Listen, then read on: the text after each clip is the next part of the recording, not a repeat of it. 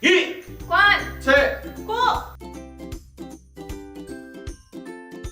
영상 예배를 시작하기에 앞서 영상 예배 에티켓을 알려드릴게요. 첫 번째, 우리 집 예배 시간과 장소를 정해놓습니다. 두 번째, 누워서 예배를 드리거나 돌아다니거나 장난치면서 예배를 드리지 않아요. 세 번째, 여러분 곁에 성경책을 두는 거 잊지 말아주세요. 자, 그러면 이제 사도신경으로 예배를 시작하겠습니다. 나는 전능하신 아버지 하나님 천지의 창조주를 믿습니다. 나는 그의 유일하신 아들 우리 주 예수 그리스도를 믿습니다. 그는 성령으로 잉태되어 동정녀 마리아에게서 나시고 본디오 빌라도에게 고난을 받아 십자가에 못 박혀 죽으시고 장사된 지 사흘 만에 죽은 자 가운데서 다시 살아나셨으며 하늘에 오르시어 전능하신 아버지 하나님 우편에 앉아 계시다가 거기로부터 살아있는 자와 죽은 자를 심판하러 오십니다. 나는 성령을 믿으며 거룩한 공교회와 성도의 교제와 죄를 용서받는 것과 몸의 부활과 영생을 믿습니다. 아멘. 저희 이제 찬양으로 예배를 시작할 건데요. 사순절 기간 우리 예수님을 더 기억하며 예수님께 꼭 붙어 있기로 함께 고백하고 찬양하면 좋겠습니다.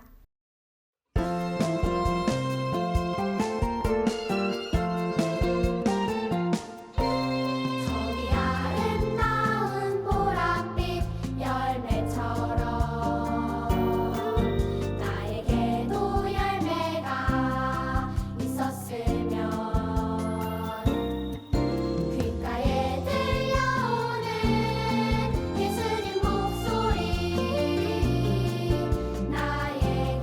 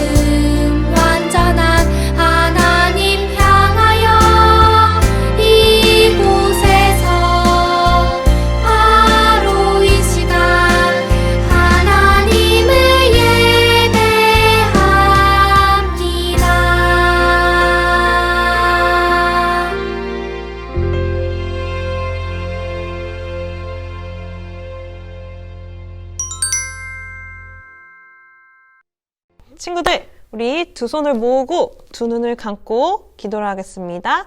하나님 감사합니다. 어려운 상황 속에서도 영상을 통해 예배하게 하시니 감사합니다.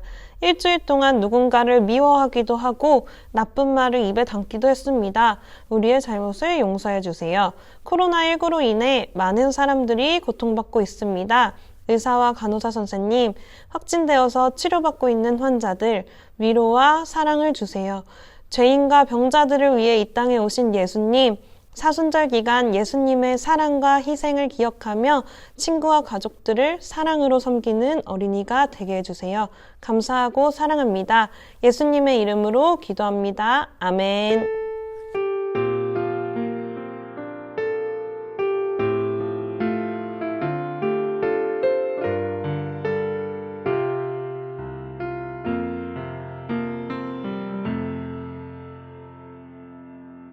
오늘 우리에게 주신 하나님의 말씀은 마태복음 9장 9절에서 13절의 말씀입니다. 예수께서 그곳을 떠나 지나가시다가 마테라 하는 사람이 세관에 앉아 있는 것을 보시고 이르시되 나를 따르라 하시니 일어나 따르니라. 예수께서 마태의 집에서 앉아 음식을 잡수실 때 많은 세리와 죄인들이 와서 예수와 그의 제자들과 함께 앉았더니 바리새인들이 보고 그의 제자들에게 이르되 어찌하여 너희 선생은 세리와 죄인들과 함께 잡수시느냐.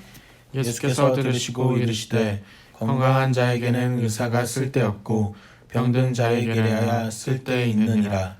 너희는 가서 내가 긍휼을 원하고 제사를 원하지 아니하노라 하신 뜻이 무엇인지 배우라. 나는 의인을 부르러 온 것이 아니요 죄인을 부르러 왔노라 하시니라. 아멘. 유소년부 친구들 안녕하세요. 이제 설교 듣는 시간이에요. 설교를 시작하기 전에 여러분들에게 질문 한 가지를 하고 시작할게요. 혹시 지금이 어떤 기간인지 아는 사람 있으세요? 지금은 사순절 기간이에요. 사순절은 우리가 부활절을 지키죠. 예수님께서 부활하신 날을 기념하는 그 부활절 이전에 40일 동안을 예수님께서 어떤 말씀을 하셨고 그리고 어떻게 사셨는지 보다 더 집중해서 기억하고 기념하는 기간이에요. 그래서 오늘 설교에도 예수님 이야기가 나와요. 예수님께서 우리에게 어떤 말씀을 하고 싶어 하시는지 집중해서 듣는 시간이 될 수 있었으면 좋겠습니다. 오늘은 조금은 다른 방식으로 설교가 진행될 텐데 그렇다 하더라도 여러분들 예수님 이야기에 귀 쫑긋 귀 기울일 수 있었으면 좋겠습니다. 그럼 예수님 이야기 속으로 함께 출발해 보겠습니다. 안녕하세요 유소년부 친구들. 오늘은 세리마테 아저씨를 불러서 함께 이야기를 들어볼 거예요. 세리마테 아저씨 안녕하세요. 안녕하세요. 자기소개를 좀 해주시겠어요? 저는 세리마테라고 합니다. 저는 예수님의 제자였죠. 아, 예수님의 제자? 그러면 저희가 알고 있는 성경에 있는 마태복음을 쓰신 분 맞으신가요? 아이고 부끄럽습니다. 전 뭐 그렇게 대단한 사람은 아닙니다. 저는 그저 죄인일 뿐입니다. 세리 마태일 뿐이죠. 그럼 세리는 어떤 직업이었나요? 세리에 대해서 잘 모르는 친구들이 있을 것 같아요. 세리는 세금을 거두는 직업입니다. 그런데 제가 살던 당시에는 저희 나라가 로마의 식민지였어요. 그래서 저희 나라 사람들인 유대인들은 로마에다가 세금을 바쳐야 했죠. 그 세금을 걷어서 로마에 전달하는 역할을 한 게 바로 저 세리 마태였습니다. 힘들진 않으셨어요? 많이 힘들었습니다. 네. 로마 사람들은 저를 많이 무시했어요. 저한테 돈을 따로 주지도 않았죠. 그저 세금을 거둘 때 조금 더 많이 걷어서 그 세금 중에 일부를 제가 먹고 사는데 보태라고 했어요. 아니 뭐 그렇다고 제 민족이었던 유대인들이 절 좋아했던 것도 아니죠. 유대인들은 제가 세금을 그 사람들한테 빼앗아가는 아주 나쁜 존재라고 생각했거든요. 그래서 전 참 인기가 없었어요. 저한테는 친구가 아무도 없었죠. 그럼 오늘 우리가 함께 읽은 본문 말씀 마태복음 9장 그날의 일에 대해서 이야기해 주실 수 있으세요? 네, 그날은 아직도 잊을 수가 없네요. 제 인생이 바뀐 날이었으니까요. 저는 그 전부터 예수님에 대한 소문을 많이 들어왔어요. 예수님은 이런 사람이라고 하더군요. 그분한테는 집이 없었지만 그분이 가는 곳마다 그분의 집이 되었다고 했어요. 또 그분은 물과 같은 분이라고도 했죠. 낮은 곳으로 임하시고 항상 목마른 사람들의 목마름을 채워주는 사람이었으니까요. 게다가 병든 사람들을 고쳐주기도 하시고 하나님 나라에 대해서도 가르쳐주시는 분이셨어요. 와, 정말 예수님은 대단한 분이셨네요. 아저씨도 예수님이 보고 싶으셨었나요? 당연하죠. 전 정말 그분이 너무나도 보고 싶었어요. 게다가 그분이 우리 동네에 오셨다는 거예요. 제 마음이 어땠겠어요. 근데 전 사람들이 많이 모여있는 그곳에 갈 수가 없었어요.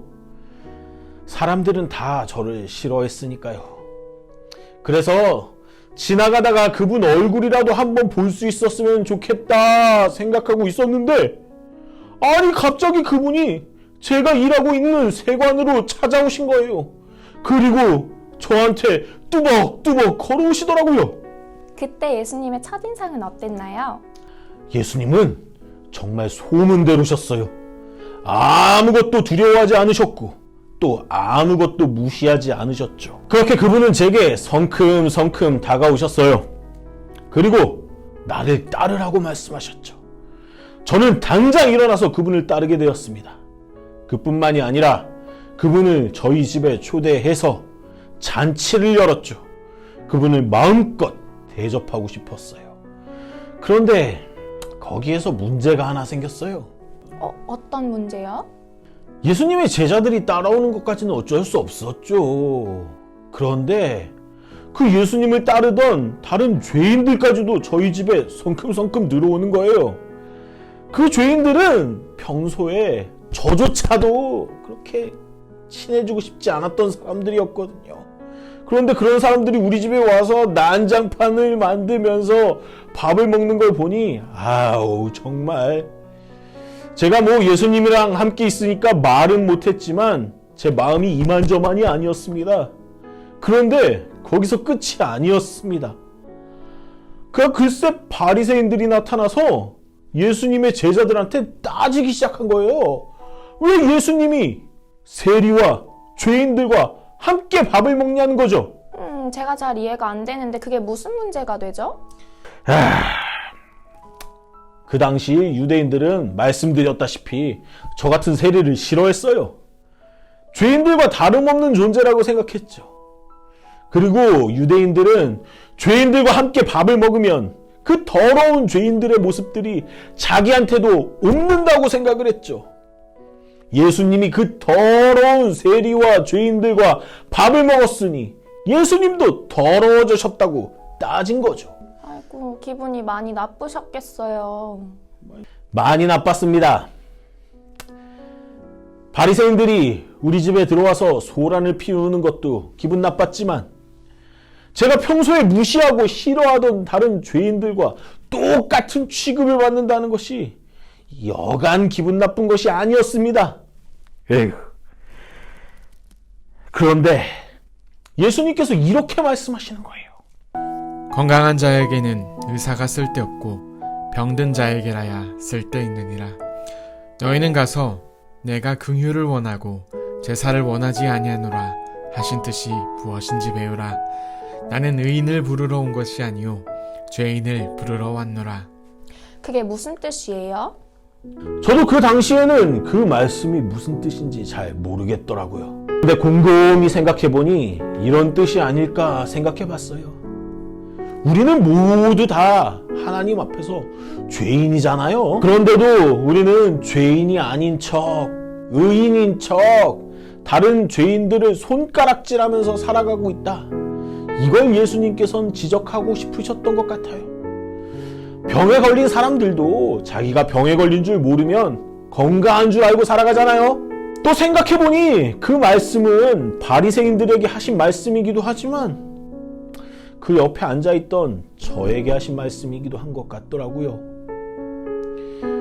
예수님을 만나기 전까지만 해도 내가 얼마나 큰 죄인인지 알고 또 나한테 친구가 없다는 것을 슬퍼하고 있었는데 예수님께서 오시자마자 예수님을 따르는 그 죄인들을 보면서 저 사람들보다는 내가 낫지, 저 사람들보다는 내가 깨끗하지, 저 사람들과 함께하고 싶지 않아, 이렇게 그 사람들을 친구로 여기지 못했던 저에게 예수님은 말씀하셨던 것 같아요. 다른 사람들을 부끄러워했던, 그렇게 다른 사람들을 정죄했던 제 모습이 많이 부끄러워졌습니다. 그렇군요. 오늘 좋은 이야기 들려주셔서 감사해요.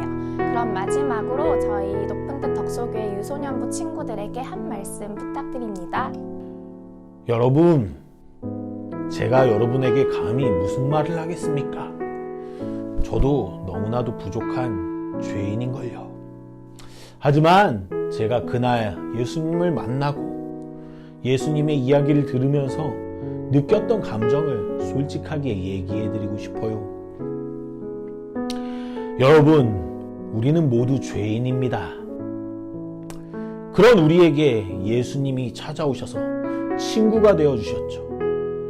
여러분들도, 그리고 이 모습을 보고 있는 많은 사람들도 예수님을 만나서 다 행복해질 수 있었으면 좋겠어요. 그런데 한 가지 기억했으면 좋겠어요.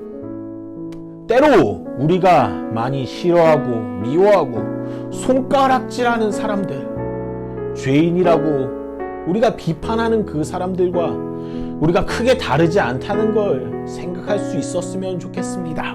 죄인을 위해 오셨고 죄인들의 친구가 되어주신 예수님을 기억하면서 우리도 그 죄인들과 함께 친구가 되어 살아가는 높은 뜻 덕소교회 유소년부 친구들이 될 수 있었으면 좋겠습니다. 지금까지 제 이야기 들어주셔서 정말 감사합니다. 그럼 제가 여러분들을 위해서 잠시 기도하도록 하겠습니다. 여러분들도 한 목소리로 함께 기도해 주세요. 사랑의 하나님, 죄인인 우리와 만나주시고 우리의 친구가 되어주시고 우리를 사랑해 주셔서 정말로 감사드립니다. 지금은 코로나19로 힘들어하는 사람들이 참 많이 있습니다. 이 상황 가운데 서로 미워하고 비난하고 정죄하는 것이 아니라 나부터 죄인이라는 것을 알고 서로 도와주고 서로 친구가 되는 우리 모두가 되게 도와주세요. 코로나19로 아파하는 사람에게 찾아가 주셔서 그 사람들을 고쳐주세요. 코로나19와 싸우느라 고생하는 사람들에게 찾아가셔서 새 힘을 주세요. 하루빨리 친구들과 함께 예배할 수 있는 날이 오게 도와주세요. 예수님의 이름으로 기도합니다. 아멘.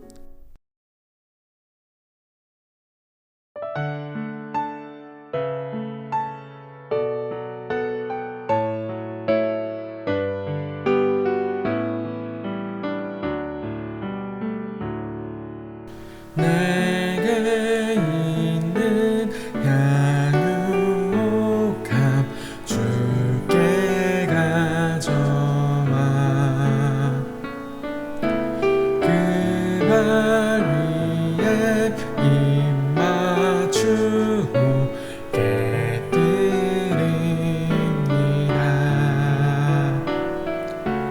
나를 위해 험한 산길 오르신 그 발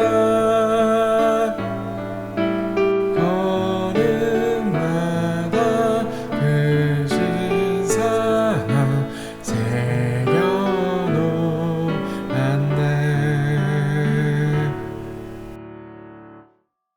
사랑과 은혜가 풍성하신 하나님, 이 어려운 시기에도 우리 주님께서 여전히 우리를 돌봐주셔서 참 감사드립니다. 이 시간 주님이 주신 것에 감사를 담아 봉헌합니다. 주님 받아주시옵소서. 그리고 코로나19로 힘든 상황에 있는 우리들과 또한 대구 경북의 많은 친구들을 주님께서 돌봐주세요. 예수님의 이름으로 기도드립니다. 아멘. 하늘에 계신 우리 아버지, 아버지의 이름을 거룩하게 하시며 아버지의 나라가 오게 하시며 아버지의 뜻이 하늘에서와 같이 땅에서도 이루어지게 하소서. 오늘 우리에게 일용할 양식을 주시고 우리가 우리에게 잘못한 사람을 용서하여 준 것 같이 우리 죄를 용서하여 주시고 우리를 시험에 빠지지 않게 하시고 악에서 구하소서. 나라와 권능과 영광이 영원히 아버지의 것입니다. 아멘.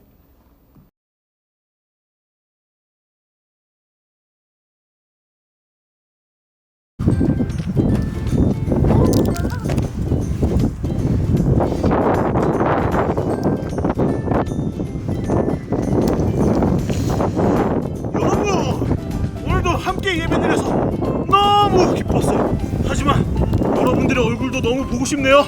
그러니까 다음 주에는 영상에서 함께 만나요.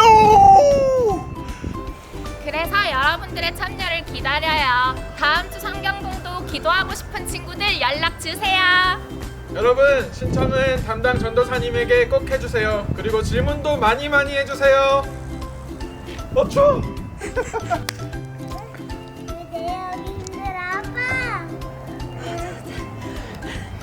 여러분, 다음 주 본문은 마가복음 11장 15절에서 17절이에요. 꼭 읽어오세요.